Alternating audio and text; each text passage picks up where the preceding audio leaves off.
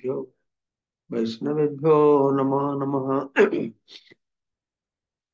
जय श्री कृष्ण चैतन्य प्रभु नित्यानंद श्री अद्वैत गदाधर शिवासादि श्री गौर भक्त वृंद।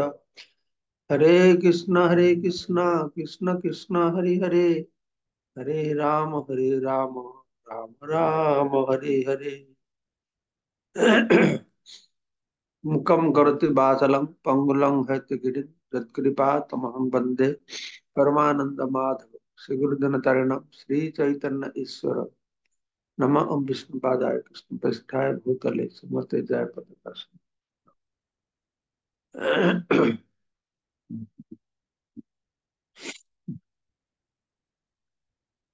तो आज के हमारा श्रीमद भगवत गीता अष्टादश अध्याय मुख्य जो 74 नंबर श्लोक श्रवण करो।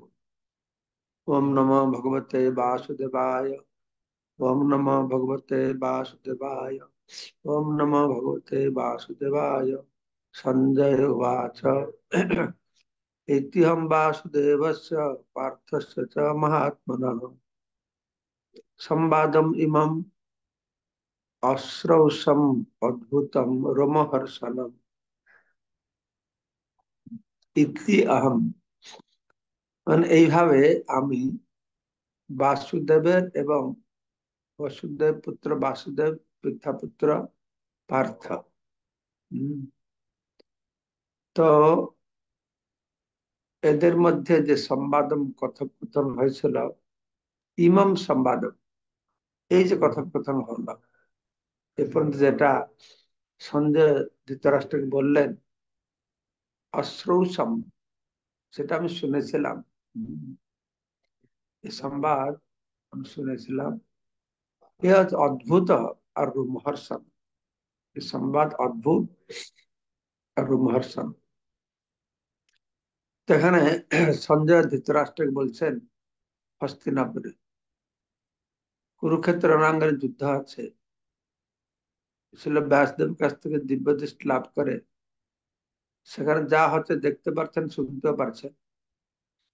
এই ভগবত গীতা যে ভীষ্ম পর্ব, মহাভারতের ভীষ্ম পর্ব কত 25 থেকে 42 মনে হয়, এই 18টা অধ্যায়ের মধ্যে বর্ণনা করা হয়েছে।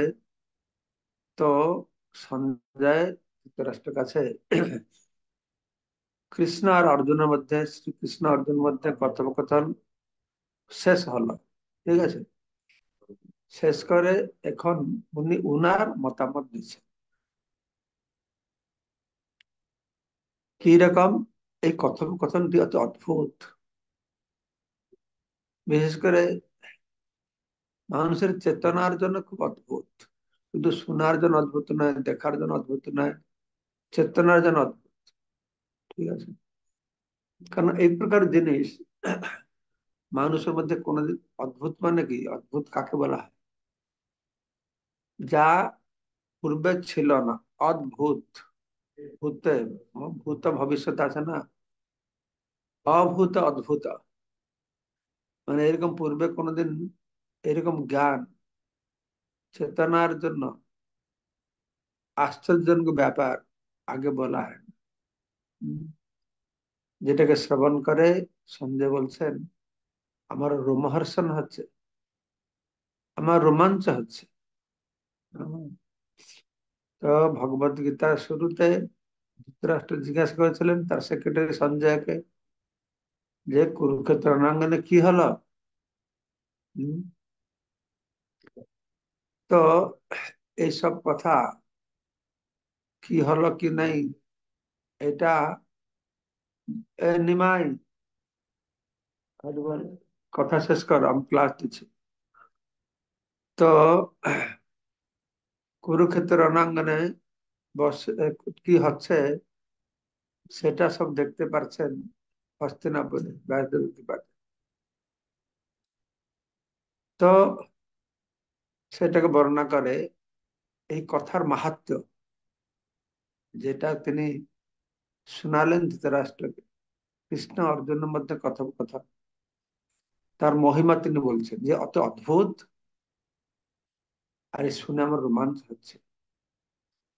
আর এটা আমি কিভাবে জানলাম? ব্যাস প্রসাদাত, हाँ, व्यासदेवर कृपा व्यास प्रसादात श्रुतवान एतत् गुह्यम अहम परम। এই পরম গুহ্যতম কথা আমি শুনলাম ব্যাসদেবের কৃপাতে।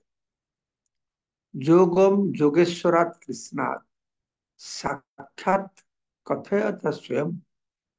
স্বয়ং কৃষ্ণ বলেছে, এখানে কৃষ্ণ কথা বলা হয়েছে, কিন্তু মূর্খ লোক অনেক বলে এটা কৃষ্ণ বলে না, কেউ বলে শিব বলেছে, কেউ বলে কে কি বলেছে। আমাকে তো একজন চ্যালেঞ্জ করলো, সব জায়গায় তো ভগবত গীতা লেখা শ্রী ভগবান উবাচ, কৃষ্ণ বসতে লেখা নেই, তা আপনারা কৃষ্ণ বলেছে বলে কেন বলছেন? এরা অত উল্লুর মতন দেখতে পারে না। এখানে স্বয়ং যে সঞ্জয় বর্ণনা করছেন তিনি বলছেন যে কৃষ্ণাৎ সাক্ষাৎ কথয়ত স্বয়ং। স্বয়ং নিজেই কৃষ্ণ বলছে। কেউ কৃষ্ণকে বাদ দিয়ে শিব বলেছে, কেউ বলছে পরমাত্মা বলছে, যেই এরকম বলছে আর কি। তো বলা আছে এটা ব্যাসদেবের কৃপাতে আমি শ্রবণ করলাম, এই পরম গুহ্যতম জ্ঞান সাক্ষাৎ, মানে একদম সরাসরি ডাইরেক্টলি। যোগেশ্বর, সমস্ত যোগের যে ঈশ্বর, তো তাকে সেই কৃষ্ণ তিনি স্বয়ং বলছেন আমাকে। কার মাধ্যমে নয়, তিনি নিজে বলছেন। সেই কৃষ্ণ যিনি হচ্ছেন সমস্ত জীবের নিয়ন্ত্রণ কর্তা, সমস্ত জীবের বন্ধু, তো তিনি স্বয়ং আমাকে কথা বলেছেন। তো এখানে সঞ্জয় তার নিজের যোগ্যতার কথা বর্ণনা করছেন, যে কিভাবে সে ঘরে বসে কুরুক্ষেত্র রণাঙ্গনের যুদ্ধকে সব শুনতে পারলো, দেখতে পারলো। এই যোগ্যতা পেল কোথা থেকে? না, ব্যাসদেবের কৃপা থেকে। তিনি বলছেন ব্যাস প্রসাদাত শ্রুতবান, ব্যাসদেবের কৃপা থেকে আমি শুনতে পারলাম। ব্যাসদেব তাকে দিব্য চক্ষু দিয়েছেন, দিব্য কর্ণ দিয়েছেন, তাই না? দিব্য চক্ষু জ্ঞান লাভ করে দেখতে পেরেছেন। এখন তো দিব্য চক্ষুর দরকার নেই। সেই কুরুক্ষেত্রে কি হচ্ছে, দিল্লিতে কি হচ্ছে, আমার এখানে বসে টিভির মাধ্যমে দেখতে পাচ্ছি। তখন দিব্য চক্ষুর মাধ্যমে হৃদয় দেখতে পাচ্ছেন, হৃদয়ের উপর টিভিতে সব সন্দেহ দেখতে পেরেছেন। ঠিক আছে। সমস্ত এই গুপ্ত রহস্য জ্ঞান যে দান করেছেন কৃষ্ণ অর্জুনকে, সেই গুহ্যতম জ্ঞান শুনেছেন। সে গুহ্য, সেখানে বলা আছে, এই গুহ্য শব্দটি তিনি বর্ণনা করেছেন যে গুহ্যম পরম, এই পরম গুহ্য কথা বর্ণনা করেছে। কিসের গুহ্য? না, এটা যোগ, হ্যাঁ, কর্মযোগ, জ্ঞান যোগ, বুদ্ধি যোগ, যেটা কি পরম পরমেশ্বর ভগবানকে প্রকাশ করে। কর্ম, জ্ঞান, ধ্যান, বুদ্ধি, এগুলো সব পরমেশ্বর দিকে আমাদেরকে নিয়ে যায়।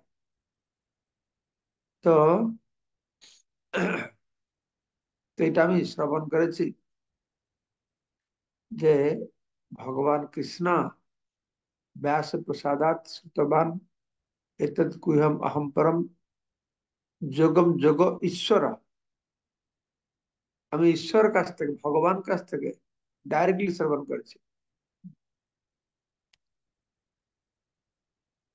সে সবকিছু, দেবতা মনুষ্য সবকিছু যে নিয়ন্ত্রণ করে, তার কাছে শ্রবণ করছে। স্বয়ং কৃষ্ণ কাছে শ্রবণ করেছে, তাই না? তার শ্রীমুখ থেকে শ্রবণ করেছি। কথায়তা, কৃষ্ণ নাম বলছে, স্বয়ং বলছে, কথায়তা, তিনি যে কার দ্বারা সম্ভব দিচ্ছেন, আমি নিজে তার মুখ থেকে শুনেছি। হুম,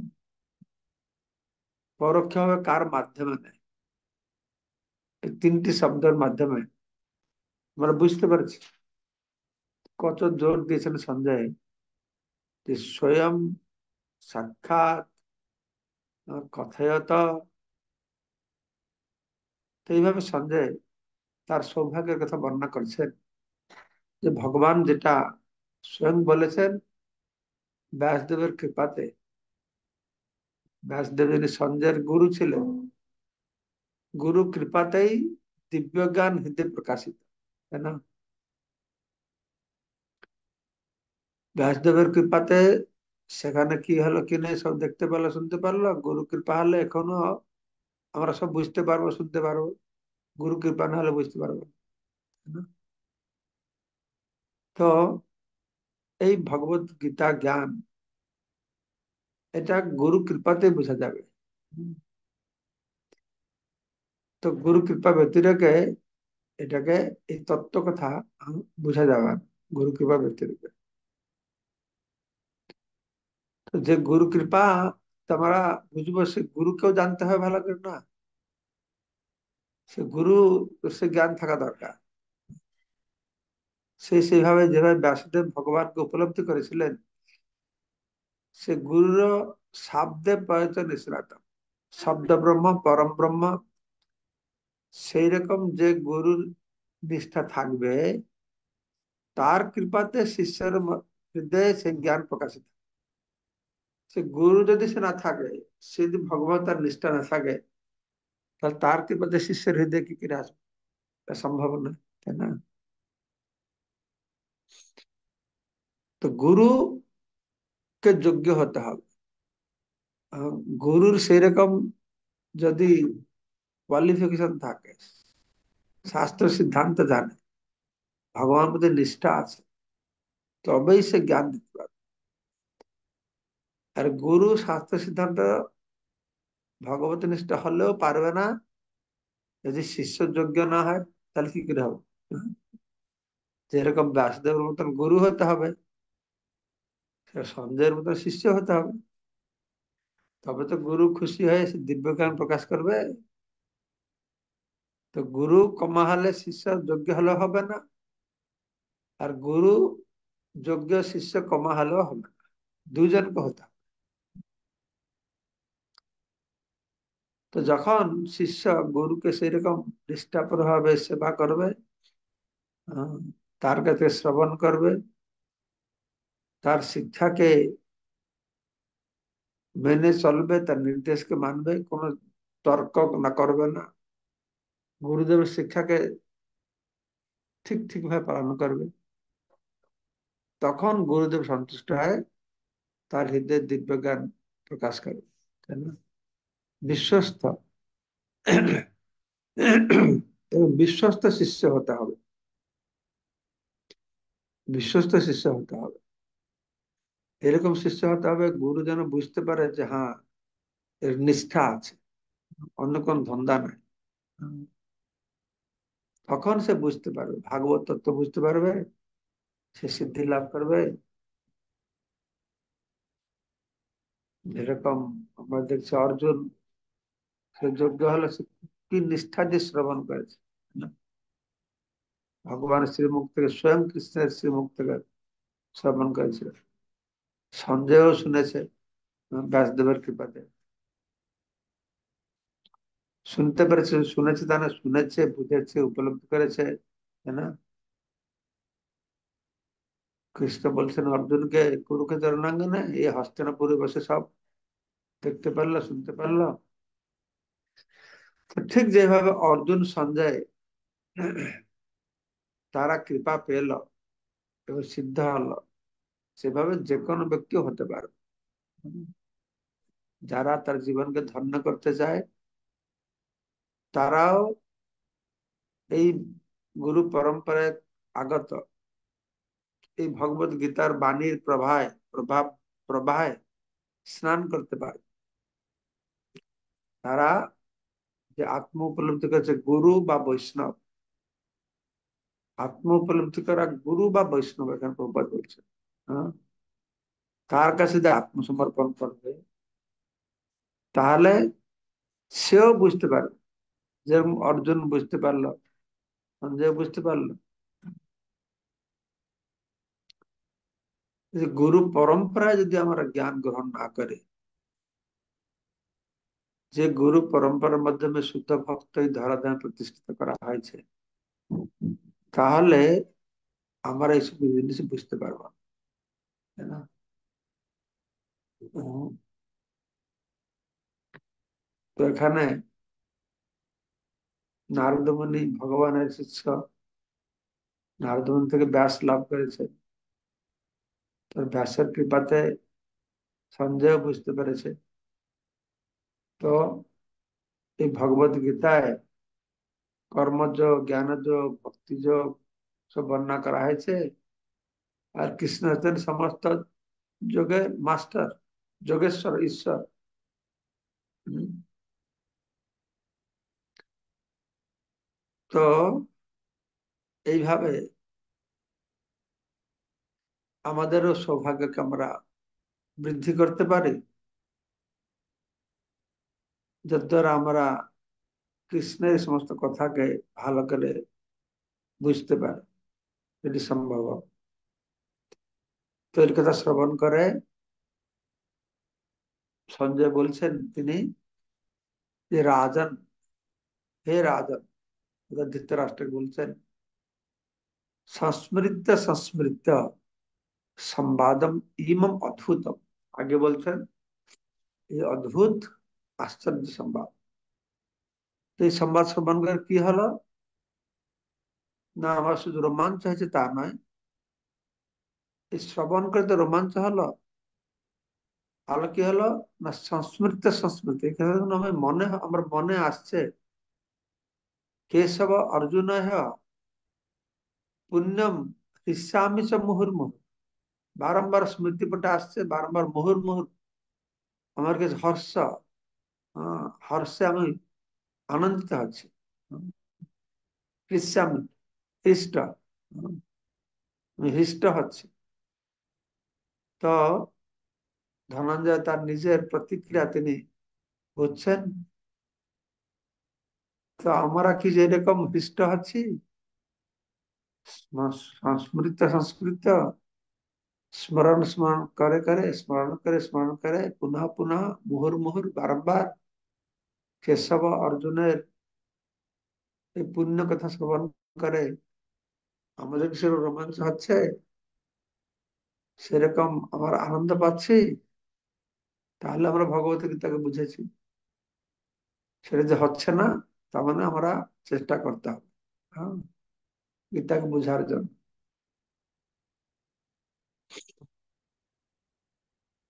তো ভগবত গীতাকে বুঝা মানে যে ভগবত গীতা এটা হচ্ছে অত দিব্য, যে কেউ ভগবান অর্জুন আর কৃষ্ণ সম্পর্কে ভালোভাবে জানবে, তাকে তারাই বুঝতে পারবে, না হলে বুঝতে পারবে না। আমাদের আধ্যাত্মিক জীবনের এইটা হচ্ছে বিষয়। হুম।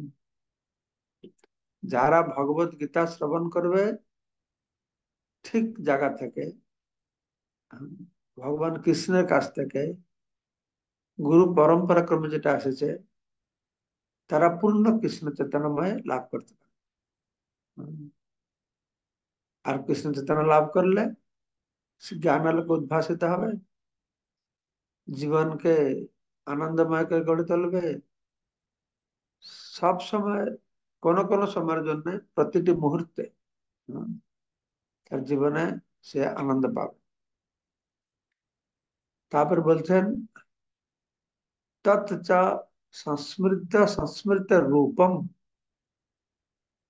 প্রথম বললেন কি, পূর্ব শ্লোকে তিনি বললেন রাজন সংস্মৃত সংস্মৃত সংবাদম, সংবাদ মানে কথা, তার কথা স্মরণ করে করে আমার হৃষ্ট। ৭৭ নম্বরে বলছেন তৎস সংস্মৃত সংস্কৃত রূপম, তার রূপের কথা অতি অদ্ভুতম হারে, অতি অদ্ভুত রূপ দেখেছে, সে বিশ্বরূপ, অতি অদ্ভুত রূপ, তাই না? যেরকম কথা শুনে যেরকম অদ্ভুত কথা, রূপ অদ্ভুত, বিস্ময় মে মহান রাজন হৃষ্যামি চ পুনঃ পুনঃ। সেখানে হৃষ্ট পুনঃ পুনঃ, এখানে হৃষ্যামি পুনঃ পুনঃ। তো যখন তিনি ভগবান কৃষ্ণের সেই অদ্ভুত রূপের কথা স্মরণ করছেন, তখন আশ্চর্য হচ্ছে, আরো বেশি আশ্চর্য হচ্ছে, আর আনন্দ পাচ্ছেন আর আনন্দ পাচ্ছেন। ঠিক আছে,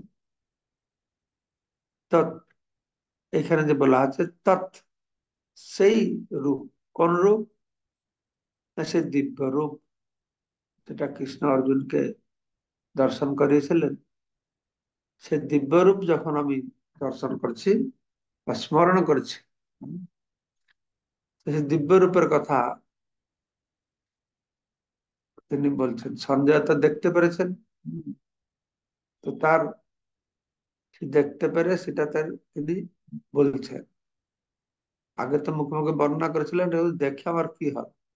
হুম, তো সেই কথা তিনি বর্ণনা করে বলছেন। তো ব্যাসদেবের কৃপাতে তিনি যে শুনতে পেরেছেন তা নয়, তিনি দেখতে পেরেছেন।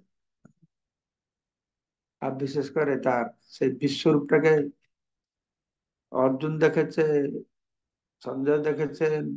যখন আমরা বিশ্বরূপ দর্শন যোগ শ্রবণ করেছিলাম, শুধু তারা নয়, দেবতারা, মুনি ঋষিরা, তারাও দেখেছে এই সময় বলা হয়েছে।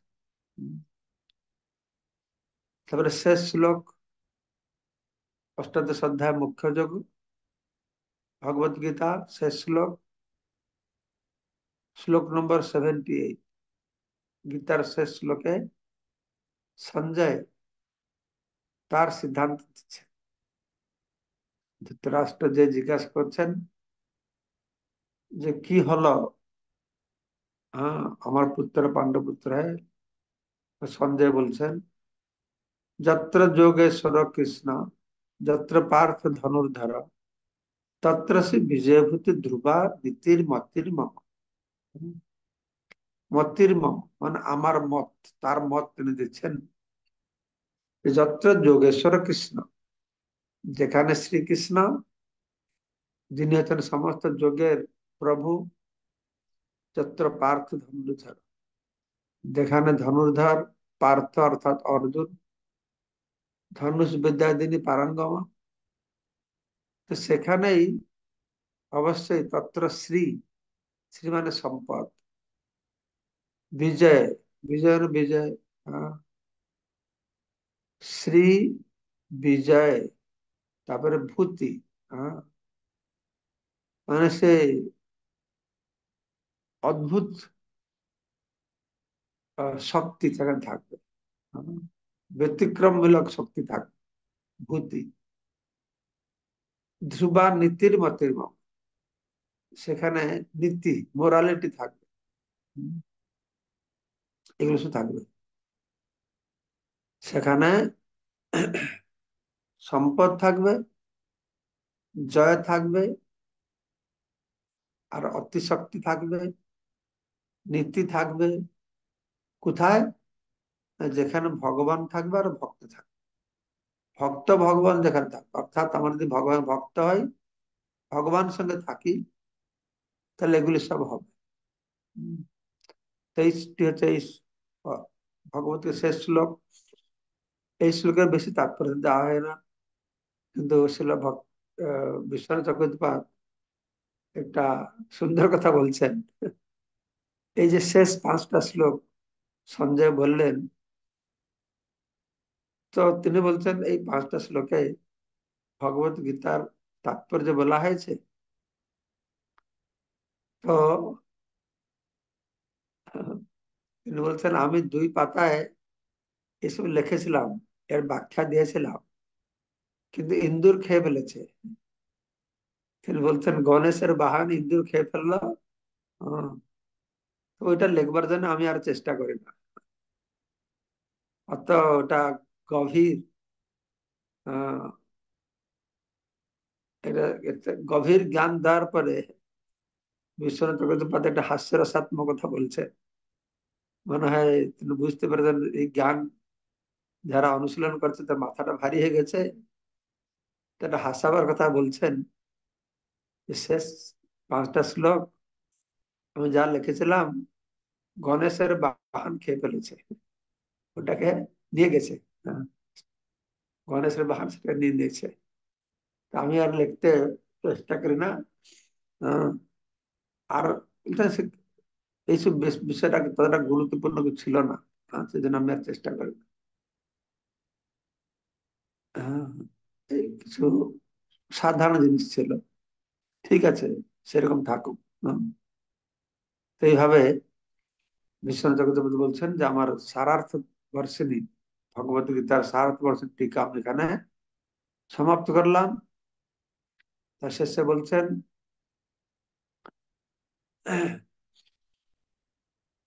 যে এই যে শাস্ত্রের সার মর্ম অর্থ উম, বৃষ্টি হলো, উম, যেই কথা চাতকের মতন ভক্তদেরকে আনন্দ প্রদান করে, সমস্ত জগতের কল্যাণ করে, উম, তার সুমিষ্ট এবং আনন্দদায়ক বর্ণনার মাধ্যমে, উম, তো এই যে শাস্ত্র নির্যাস, যে শাস্ত্র নির্যাস জগতের কল্যাণ করে, চাতকের মতন, চাতক পাখির মতন ভক্তদেরকে আনন্দ প্রদান করে তার মিষ্টতার মাধ্যমে, তিনি প্রার্থনা করে বলছেন এই কথা যেন আমার হৃদয়কে আলোকে আলোকিত করুক, হুম, এবং আনন্দ প্রদান করুক। তো এইভাবে সারার্থ বর্ষিনী টিকা অষ্টাদশ অধ্যায় সমাপ্ত হলো। হ্যাঁ, শিল বিশ্বনাথ চক্রবর্তী বলছেন যে সমস্ত আচার্যদের পদাঙ্ক অনুসরণ করে আমি লিখলাম ভক্তদের হৃদয়ে আনন্দ প্রদান করার জন্য। এটা প্রতিটি বাক্য, প্রতিটি শব্দ যে বিশ্বনাথ চক্রবর্তী ঠাকুর লিখেছেন যে অত্যন্ত গুরুত্বপূর্ণ। হুম, গুরু পরম্পরার কথাই শুনতে হবে, গুরু কৃপাতেই এগুলো বলতে পারবে। তিনি বলছেন এই কথা জগৎবাসীর কল্যাণ করবে, চাতকের মতন যারা অপেক্ষা করেছে তাদের হৃদয়ে, ভক্তের হৃদয়ে আনন্দ প্রদান করবে, সেই কথাটা আমাকে যেন আনন্দ প্রদান করবে, আমি যেন আনন্দ পাই, তাই না? তো এই এই শ্লোকের মাধ্যমে সঞ্জয় বুঝাতে চাইছেন ধৃতরাষ্ট্রকে যে তুমি যে মনে মনে কলা খাচ্ছ, ভাবছো তোমার ছেলের জয় বিজয় হবে, সেটা মন থেকে বাহির করে দাও। হুম, সেই আশা ছাড়ো, সেই আশা ছাড়ো, কেননা যত্র যোগেশ্বর কৃষ্ণ যত্র পার্থ ধর্মধর। হম, যোগেশ্বর যে সমস্ত জীবের প্রভু, তো সমস্ত জীবের ইচ্ছাকে যিনি নিয়ন্ত্রণ করছেন, সেখানে যিনি কৃষ্ণ আছেন, বসুদেবের পুত্র, তিনি তার ভক্তকে অত ভালোবাসছেন যে তার রথের সারথি হয়েছে। আর যেখানে কৃষ্ণের পিতা বসুদেবের বোন কুন্তি দেবীর পুত্র, হ্যাঁ, অর্জুন নর নারায়ণ, নরের অবতার অর্জুন, যিনি গান্ডীব ধনু ধারণ করেছেন, ধনুর ধরা, যে গান্ডীব ধনুকে কেউ কাটতে পারে না, হম, তো কৃষ্ণ আছেন আর অর্জুন আছেন, তারা যুধিষ্ঠিরকে পক্ষ দিচ্ছে, যুধিষ্ঠির পক্ষে আছে। অর্থাৎ যে যুধিষ্ঠির পক্ষে ভক্ত ভগবান দুজনেই আছে, তো সে যুধিষ্ঠির কি হবে? সমস্ত ধন, বিজয়, হ্যাঁ, আর ভূতি, শুধু ধন লাভ, ধনের বৃদ্ধি হবে, আরো ধ্রুবা নিশ্চিত রূপে হবে। হ্যাঁ, সেখানে নীতিও, হ্যাঁ, থাকবে, সব সময় থাকবে, সব সময় থাকবে। হুম। কিন্তু এটা থেকে এরকম মনে করা উচিত নয় গীতাটা পড়ে যে গীতার মুখ্য লক্ষ্য হচ্ছে যুদ্ধ করা, তাই সব জায়গায় যুদ্ধ করো, না তা না। যুদ্ধ করাটা মুখ্য লক্ষ্য না। যুদ্ধক্ষেত্রে জ্ঞান দেওয়া হয়েছে, কিন্তু লক্ষ্যটা কি? মন্মনা ভব মদ্ভক্ত। লক্ষ্যটি কি? সর্বধর্মান পরিত্যাজ্য। হুম। তো আমাদের বর্ণ আশ্রম অনুসারে কর্তব্য কর্ম করতে হবে, আর চিত্ত শুদ্ধির জন্য, অন্যকে শিখাবার জন্য। আমরা বারংবার গীতার প্রথম 6টি শ্লোকটি আলোচনা করলাম যে কিভাবে আমাদের বর্ণাশ্রম ধর্ম পালন করতে হবে চিত্ত শুদ্ধির জন্য, অন্যকে শিখাবার জন্য। কিন্তু লক্ষ্যটি কি? মনমানা ভব মদ্ভক্ত সর্বধর্মান পরিত্যাজ্য। তাই না? তো বিভিন্ন প্রকার পন্থা আছে, সব থেকে শ্রেষ্ঠ পন্থা হচ্ছে প্রপত্তি, ভগবানের প্রপত্তি করা। হুম। যে আমি ভগবানের সেবক, তিনি সেব্য। কর্ম আছে, জ্ঞান আছে, ধ্যান আছে, বিভিন্ন রকমের জিনিস আছে, কিন্তু সমস্তের মধ্যে এই ভগবানের শরণাগত হওয়া, সর্বধর্মান পরিত্যাজ্য মাম শরণম ব্রজ, সে আমার প্রভু, আমি তার সেবক। এই ভাবটি হচ্ছে ভগবানকে সন্তুষ্ট করবার সর্বোত্তম প্রকৃষ্ট উপায়। আহ, এটি হচ্ছে এই অষ্টাদশ অধ্যায়ের শেষ সিদ্ধান্ত।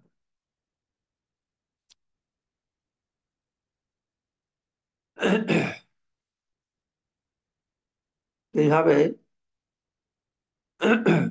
ভগবান শ্রীকৃষ্ণ ভগবত গীতায়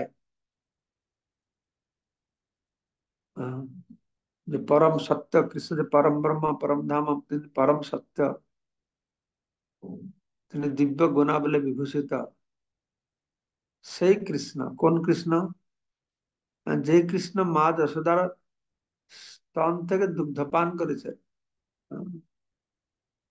সেই কৃষ্ণ যিনি তার ভক্ত অর্জুনের সারথি হয়েছেন। উম, তার মহিমা এই গীতা জ্ঞানের মধ্যে প্রকাশ করা হচ্ছে। উম, তো এখানে সঞ্জয় বলছেন,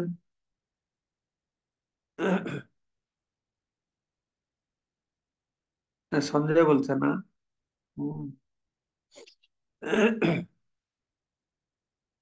সঞ্জয় বলছেন এখানে যে কিভাবে তিনি ভগবত গীতার অমৃত সমুদ্রে ডুবে থাকলেন। উম, তো তিনি বলছেন আমি ভগবত গীতার এই দুগ্ধ সাগরে ডুবলাম, কিন্তু সেখান থেকে না কোনো কিছু জুয়েল বা মুক্ত হীরা, হ্যাঁ, এসব খুঁজে পেলাম না, পাই না পর্যন্ত। হুম। আমি কিছুটা বুঝতে পেরেছি। হ্যাঁ, এইভাবে আমার গুরুদেব, যিনি হচ্ছেন হুম, নন্দ মহারাজের পুত্র, তিনি আমাকে কিছু তার স্নেহ প্রদান করেছেন। তো বলদেব বিদ্যাভূষণ তার দৈন্য ভাবটি এখানে প্রকাশ করছেন। বলদেব বিদ্যাভূষণ তার দৈন্য ভাব প্রকাশ করে তিনি বলছেন উম, যে আমার মনের বাসনা আমি পূর্ণ করলাম এই গীতা রূপক যে দুগ্ধ সাগরে আমি নিমগ্ন হলাম, কিন্তু তার যে সাগরের যে মনি স্বরূপ, অদ্ভুত অর্থ, তাকে আমি বুঝতে পারিনি। একটু বুঝেছি যে বলদেব বিদ্যাভূষণ এটা বলেন, তাহলে আমরা আর কি বলবো? হ্যাঁ। তো এইভাবে নন্দনন্দন কৃষ্ণ যে আমার প্রভু, তিনি আমার প্রতি কিছুটা কৃপা করেছেন, তাই আমি কিছুটা বুঝতে পেরেছি। এইভাবে শ্রীল বল্লদেব বিদ্যাভূষণ গীতার এই ভাষ্য করেছেন, গীতাভূষণ, শ্রীমদ গীতাভূষণ ভাষ্য করেছেন। আর তিনি বলছেন যে হে ভক্তগণ, তোমরা যারা গোবিন্দের চরণ কমলে তার সেই মাধুরীমা, প্রেম মাধুরীমা প্রতি লোভ আছে,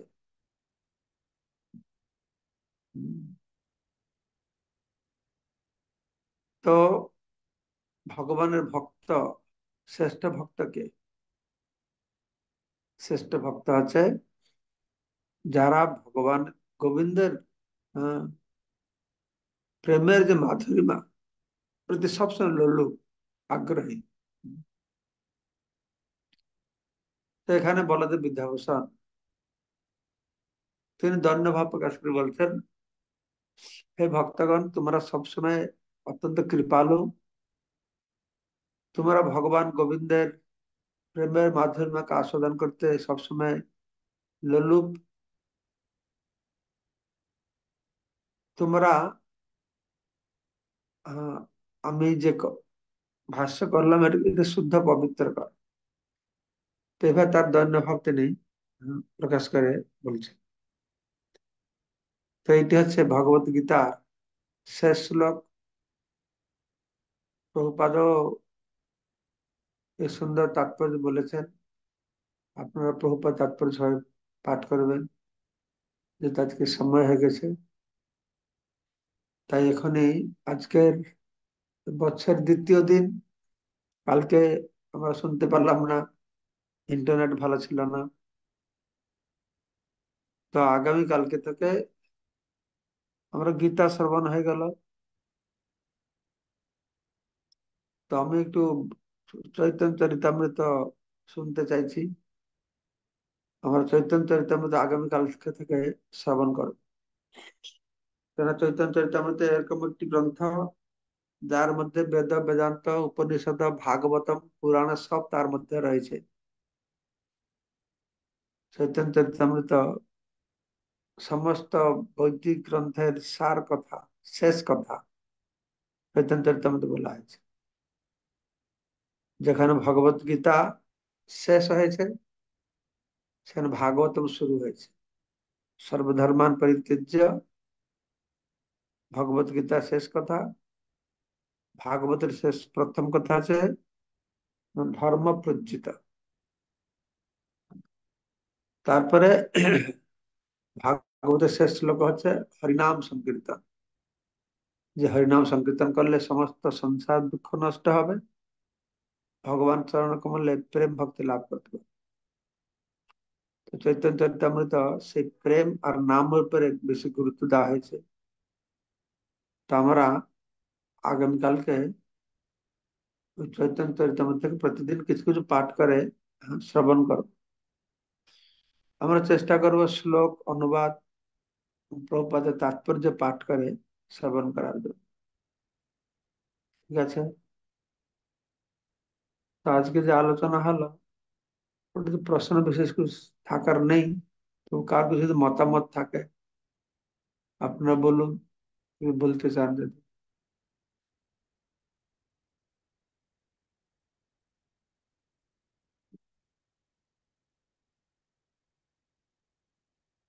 কিছু বলবে? নাই? ঠিক আছে, তাহলে তাহলে আপনারা কালকে সবাই আবার প্রতিদিনের মতন আহ, আসবেন। হরে কৃষ্ণ। ওকে, সুধাময় কেশব প্রভু হাত তুলছেন, আমি দেখতে পাচ্ছি। আর হরে কি হাত? কৃষ্ণ মহারাজ, দণ্ডবত প্রণাম। আপনার হ্যাঁ, শ্রীচরণে শুভ নববর্ষ। শ্রী শ্রী গুরুদেবের চরণে প্রণাম, শিল প্রভুপাদের চরণে প্রণাম, সকল ভক্তবৃন্দের চরণে প্রণাম, সকল বৈষ্ণবের চরণে প্রণাম। সুন্দর ক্লাস, সুন্দরভাবে গীতা সম্পূর্ণ করার জন্য অনেক অনেক ধন্যবাদ মহারাজ। মহারাজ, এখানে বলদেব বিদ্যাভূষণ যে সুন্দর তার মনের ভাবটা ব্যক্ত করেছেন, যে উনি হলো এই সমুদ্র, অমৃত সমুদ্র থেকে উনি কোনো মুক্তা খুঁজে পাননি, শুধু সামান্য একটু বুঝতে পেরেছেন। তাহলে আমরা কিভাবে বুঝতে পারবো উনি যদি না মুক্তা খুঁজে পান এই সমুদ্র, অমৃতের সাগর থেকে? আমরা এত ক্ষুদ্র, কিভাবে হলো খুঁজে পাবো সেই মণিমাণিক্য? হরে কৃষ্ণ। এই বিষয়টাকে এরকম বুঝতে নেই। কৃষ্ণদাস কবিরাজ গোস্বামী বলছেন, আমি জগাই মাধাই থেকে অধম, আমি বিস্তার ক্রীড়া থেকে ছোট, তাহলে আমার কি বলবো না জগাই মাধাই থেকে অধম নাকি? তো ব্যাপার আছে, শুদ্ধ ভক্তের এই ভাব থাকে। শুদ্ধ ভক্ত নিজের মহিমাকে বুঝতে পারে না। শুদ্ধ ভক্ত বুঝলেও মনে করে আমি যেন বুঝি না। তার দৈন্য ভাব প্রকাশ করে তিনি বলেছেন, সেটা সত্য। আর একটা কথা আছে, এটা সত্য যে ভগবান আছেন অনন্ত। ভগবানকে কেউ পূর্ণ মাত্রায় জানতে পারবে না। যেরকম আকাশ অনন্ত, যেই পাখি যতটুকু উঠতে পারে, আকাশ তার জন্য তত বড়। তো তিনি দৈন্য ভাব প্রকাশ করে গীতা যে অত মহান, অনন্ত, অমৃতের সাগর, তার মধ্যে আমি কুড়িয়ে একটু পেয়েছি, একথা তিনি বলছেন। আমরাও তাই, যত গীতাকে বুঝি না কেন, সে একটুই পাবো, একটু পাবো। আর একটু পেয়ে যদি তিনি অত বড় হয়েছেন, আহ, তাহলে গীতার মহিমা কত, কত মহান, এটা বোঝা যায়। তো আমরা যদি সেরকম সাধুগুরু বৈষ্ণব কৃপা পেয়ে, যেই একটু তিনি পেয়েছেন বললেন, সে একটুকে যদি বুঝতে পারি, সেটা বিরাট বড় হয়ে যাবে আমাদের। ঠিক আছে? আর কেউ হরে কৃষ্ণ, বলবে? ধন্যবাদ মহারাজ। আশীর্বাদ করেন যেন আপনার এই অক্লান্ত পরিশ্রমের যে উম, ধন আমরা যেন বুঝে মনে রাখতে পারি এবং স্প্রেড করতে পারি। হরে কৃষ্ণ, হরি বল। হরে কৃষ্ণ। সুধাময় প্রভু।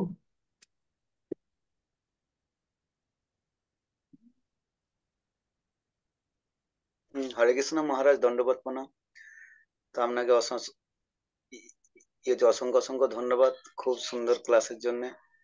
আর আহ, এইটা হচ্ছে যে মানে চাইছিলাম যদি আপনি কৃপা করেন ওই যে মুকুন্দ ভক্তি প্রভুর মাধ্যমে ওই আপনার যে যতগুলো গীতার ক্লাস, ওই ক্লাসগুলো বিষাদ যোগ, সাংখ্য যোগ এরকম চ্যাপ্টার অনুযায়ী যদি পিডিএফ ফাইল করে যদি ফোনের মাধ্যমে রাখা হয়, তাহলে আমরা যদি পাই, তাহলে মানে প্রথম থেকে ক্লাসটা শোনা হয়নি কিছু কিছু, তো যদি এরকম সম্ভব হয় তাহলে খুব ভালো হতো। উম, আর আর খুব আনন্দ লাগছে যে এত সুন্দর ক্লাস। আর আবার গীতার জন্য আপনি সেই বই একটা লিখছেন, বইটা সেই সময় স্ক্রিনে সবকিছু লেখা হয়নি, সব কিছু কিছু দিছিল ওই যখন মানে আপনি গীতার যুগ বলেন সাংখ্য যোগটা, ওই বইটা মানে বের করছেন। এই জন্য আমরা খুব আনন্দিত যে ওই বইটা বের হলে সবার খুব ভালো হবে। আর সব থেকে আনন্দ আবার চৈতন্য চৈতামিত ক্লাস দিবেন, এরকম আনন্দ। আপনি আশীর্বাদ করুন যেন আমরা ওই ক্লাসগুলো যোগদান করে খুব শ্রবণ করে সেটাকে হৃদয়ঙ্গম করার চেষ্টা করতে পারি। খুব আনন্দ। প্রণাম মহারাজ, খুব সুন্দর। তো বাংলাদেশে মুকুন্দ প্রভু যে মন্দিরে থাকেন, সে মন্দিরে একজন ভক্ত আমার যে ক্লাস দিচ্ছি সেই ক্লাসগুলো শুনে শুনে হুজুর লিখেছেন প্রায় 6-7টা অধ্যায়, 7-8টা অধ্যায় হয়ে গেছে। সেটাও আমরা একদিন সার্কুলেট করব, সেখান থেকে কিছু বুঝবেন। আচ্ছা। তার আমি যে গীতার কথা লিখছি সেটা পড়বেন, সেখান থেকে কিছু বুঝবেন। তো গীতার ডাইজেস্ট একটা লিখছি, যেখানে কি এইরকম যেরকম প্রেজেন্টেশন দিলাম, আপনি যারা দেখেছেন আমাদের গীতা যে কি হলো, গীতা জয়ন্তীর সময় ভেঙে ভেঙে বলেছি, চার্ট করে বলেছি, বিভিন্ন ভাবে এটাকে বুঝবার জন্য চেষ্টা করতে হবে, তাহলে কিছু কিছু হয়তো মাথায় ঢুকবে আমাদের। হ্যাঁ। তো আমি একটু এখন ট্রাইবাল প্রোগ্রামে ব্যস্ত আছি, ফ্রি হয়ে যাব, তাহলে আমি একটু সময় বেশি করে দেব প্রতিটা চ্যাপ্টারে কিভাবে পুঙ্খানুপুঙ্খ ভাবে প্রশ্ন উত্তরের মাধ্যমে, চার্টের মাধ্যমে এবং গদ্য আকারে লেখার মাধ্যমে যে কৃষ্ণ কি বলতে চাইছে আর আমাদের আচার্যরা কিভাবে বুঝাতে চাইছে, সেটাকে আমরা যৎপরোনাস্তি চেষ্টা করব। যেহেতু আমরা কিছু বুঝি না, তো যদি আমরা বুঝতে পারি তাহলে যে বুঝে না তাকে আমরা বলতে পারি, হ্যাঁ, যে এইরকম বুঝতে হয়। তো দেখা যাক, সবাই আপনার প্রার্থনা করুন, আপনাদের আশীর্বাদে প্রায় 2 বছর প্রতিদিন আমরা এরকম গীতা শ্রবণ করলাম। আপনারা যদি শ্রোতায় না থাকতেন তাহলে আমারও হতো না। তো সবাইকে ধন্যবাদ সেজন্য। আমার খুব ইচ্ছা যে মানুষকে আমাদের পূর্ব আচার্যদের ব্যাখ্যা অনুসারে ভগবত গীতাটাকে ঠিক করে বোঝানো। আর যখন এইসব বইটি লেখা হবে, যদি আমি ততদিন বেঁচে থাকি, তাহলে একটা গীতা কলেজ করার আমার ইচ্ছা, যেখানে মানুষ মনে করবে যে গীতাকে বুঝতে হলে এখানে আসতে হবে। এরকম সুন্দর করে আমরা একটা পরিকাঠামো তৈরি করব। তো আজকে হোক বা কালকে হোক, 10 বছর পরে হোক, বা আমি চলে যাওয়ার পরে হোক, কোনোদিন না কোনোদিন আমরা এরকম একটা পরিকাঠামো ইনস্টিটিউশন তৈরি করব, যে মানুষ মনে করবে যে এইখানে গেলে আমি গীতাটাকে ঠিক করে বুঝতে পারবো। তো আজকে বিশ্বের মানুষ গীতাটাকে না বুঝেও গীতার অত মহিমা গান করছে, একটু বুঝে গীতার দ্বারা কত উপকৃত হচ্ছে মানুষ বলছে, কর্মজগতে মানুষ বলছে। আর যখন আমাদের পূর্ব আচার্যদের ভাষ্যকে ভিত্তি করে গীতাটাকে বুঝবে, আমি দৃঢ় নিশ্চিত তারা খুব আনন্দ পাবে, আর সারা বিশ্বের আরো বেশি কল্যাণ হবে। ঠিক আছে, বৃন্দেশ গৌর প্রভু।